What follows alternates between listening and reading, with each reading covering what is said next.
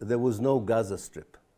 The Strip itself is an Israeli invention. Gaza was a cosmopolitan town on the Via Maris, the road from Alexandria up to Alexandretta in Turkey. And because it was the main road on the sea, many people from different countries and cultures passed through Gaza and left an impact that turned it into one of the most cosmopolitan towns before 1948. It also had a very good system of coexistence between Muslims, Christians, and Jews. Just recently, a friend of ours found an interesting declaration in 1905 by the three heads of the religions in the city of Gaza, expressing their delight in 1905 and how well are the three communities deal with issues of friction, disagreement, and conflict.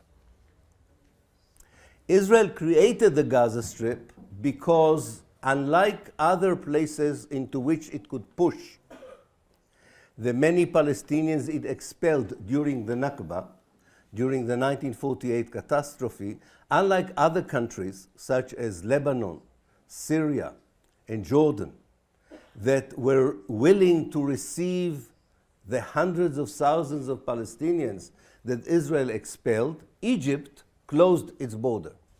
Egypt refused to accept even one Palestinian.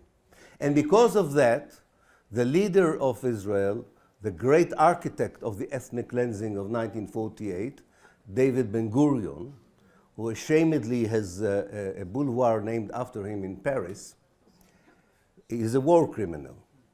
And he decided that Israel is willing to give 2% of historical Palestine in order to turn it into the biggest refugee camp in the world.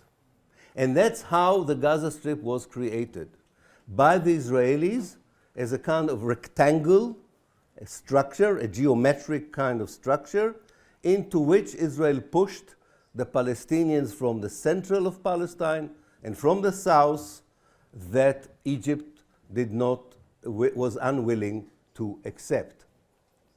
The last group of Palestinians who were pushed into the Gaza Strip were those living in 11 villages on whose ruins, on the ruins of these villages, Israel built the settlements that were attacked on the 7th of October by the Hamas.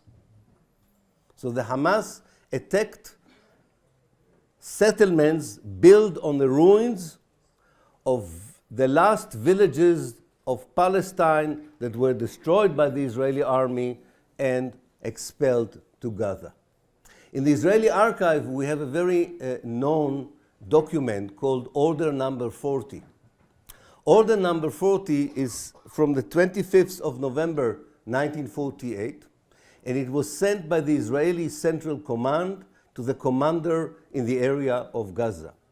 And it has the name of the 11 villages, and the order says, and I quote literally what the order says, occupy the village, expel all the people to Gaza, burn the houses, and demolish the stone houses. Because some of the houses of the Palestinian villages in 1948 were built of mortar and straw, and therefore it was possible to burn them. But the stone houses had to be blown up by the Israeli army.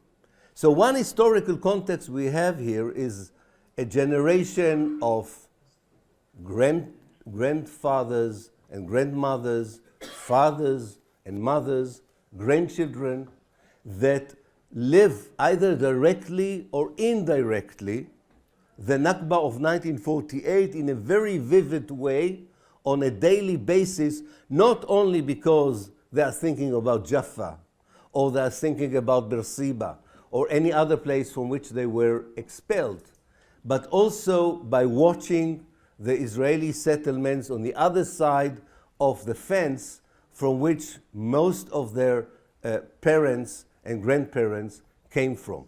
And Rania mentioned the March of Return in 2018. This was exactly one of the objectives of the March of Return, to remind the world that the settlement on the other side of the fence, the ones who would be attacked on the 7th of October, were Palestinian villages destroyed through the ethnic cleansing of 1948.